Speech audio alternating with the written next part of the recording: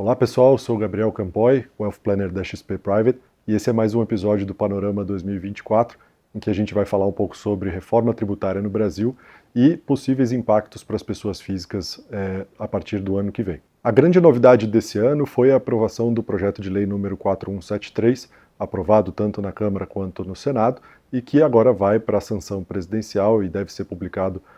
lei ainda este ano de 2023, para que os seus efeitos tenham vigência a partir de 2024. Quando a gente olha para as pessoas físicas, dois temas importantes nesse projeto. O primeiro deles, tributação de fundos de investimento no Brasil, que tem aqui uma novidade importante em relação ao Come Cotas, que até então só era aplicado para os fundos abertos e passa a ser aplicado também para os fundos fechados, que é o que a gente conhece basicamente como um fundo exclusivo familiar, aquele veículo que permite o diferimento fiscal. Essa mudança traz o Come Cotas também para o fundo exclusivo e, a partir do ano que vem, esse imposto seria de 15% 2 vezes por ano nos meses de maio e nos meses de novembro. Importante lembrar que não são todos os fundos que ficam dentro dessa nova regra de Come Cotas, alguns tipos específicos acabaram tendo legislação própria especial e permitem ainda o diferimento fiscal, como, por exemplo, os fundos de ações, os fundos de participações, FDICs e fundos imobiliários, além, claro, dos fundos de previdência do tipo VGBL e PGBL. Por isso que, neste momento, é muito importante avaliar a estrutura dos fundos exclusivos das famílias para pensar em possibilidades para 2024, agora que a regra muda. Tá? Então, a gente tem feito esse trabalho aqui para olhar para as estruturas de planejamento patrimonial e sucessório e pensar nessas possibilidades de ajustes para 2024, levando em consideração que, a partir de janeiro, temos uma nova regra tributária para investimentos em fundos exclusivos no Brasil. O outro tema importante, também consta no projeto de lei 4173, aprovado recentemente, é a tributação de investimentos no exterior, o que a gente conhece muitas vezes como offshore. A regra atual, até então, permitia também o diferimento fiscal quando esse investimento era feito através de uma empresa controlada, uma entidade controlada no exterior, muitas vezes situada num paraíso fiscal. A regra também está mudando e, a partir do ano que vem, 2024, a gente tem um imposto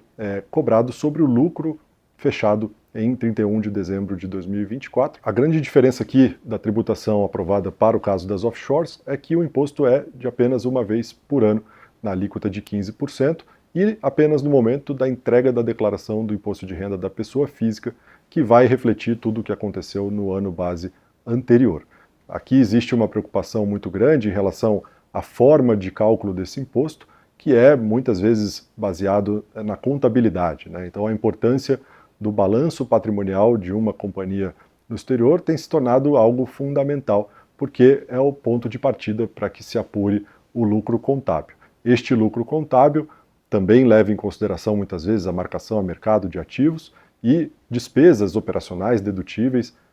que se pode apurar ali no balanço da sua offshore. E essa base é que vai ser convertida para reais também no fechamento do ano calendário, para aí então partir para a cobrança do imposto de 15%. Portanto, a história da variação cambial ela é importante, precisamos entender os seus impactos em cada caso específico, dependendo da natureza desse ganho de variação cambial e que tem muitas vezes tratamentos tributários diferentes. Tanto nos offshores quanto nos fundos exclusivos, houve também a possibilidade aqui de um desconto, para quem quiser pagar o imposto agora em dezembro, no caso dos fundos exclusivos, você tem uma alíquota descontada, com base aqui numa cobrança de 8%, ao invés dos 15%, que seria a regra a partir do ano que vem. Essa escolha ela é importantíssima, tem que ser feita nesse momento, porque a primeira parcela, para quem tem fundos exclusivos, já começa no dia 29 de dezembro, sendo esse pagamento parcelado em até 4 vezes. No caso das offshores, esse imposto ele é opcional. Eu tenho aqui a possibilidade de atualizar ou não o meu estoque, o meu custo de aquisição da minha offshore no exterior ou dos meus ativos detidos no exterior para o valor de mercado fechado em 31 de dezembro de 2023, sendo que essa diferença que resulta em um ganho de capital seria tributada em 8%, porém o pagamento fica postergado para maio de 2024, então aqui a gente tem um pouco mais de tempo para tomar essa decisão. Seja num caso ou no outro, importantíssimo conversar sobre a estrutura de planejamento patrimonial da família tanto no Brasil quanto no exterior, porque temos novas regras para 2024 que mudam bastante o que a gente estava acostumado a fazer até o fim de 2023. E por fim, pensando em possibilidades que voltam a ser discutidas a partir de 2024, temos outros temas de reforma tributária que possivelmente enfrentam aqui as estruturas de planejamento patrimonial e sucessório das pessoas físicas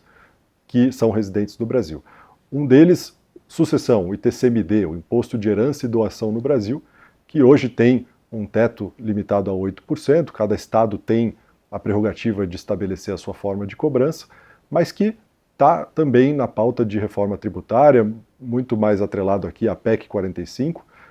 que traz ali uma novidade de uma cobrança progressiva. Então, estados como São Paulo, por exemplo, que tem uma alíquota fixa, possivelmente teriam que ajustar a sua legislação estadual para estabelecer uma progressividade, criando ali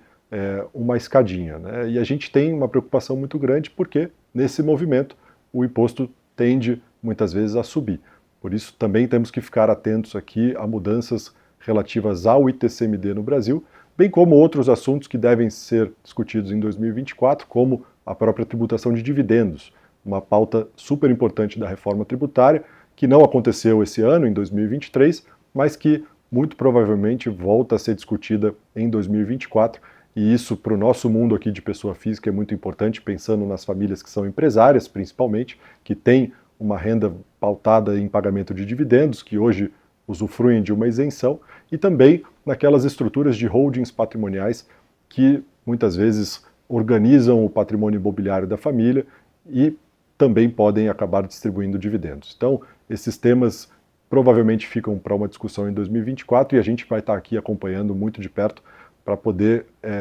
enfrentar essas mudanças e pensar em possibilidades alternativas de reorganização das estruturas de planejamento patrimonial dos nossos clientes. Muito obrigado pela atenção, é um prazer estar aqui com vocês falando sobre esses temas, essas expectativas em relação à reforma tributária para 2024 e o nosso time de Wealth Planning aqui da XP Private está 100% à disposição de vocês para conversar, entender as necessidades e as recomendações cabíveis aqui para cada família.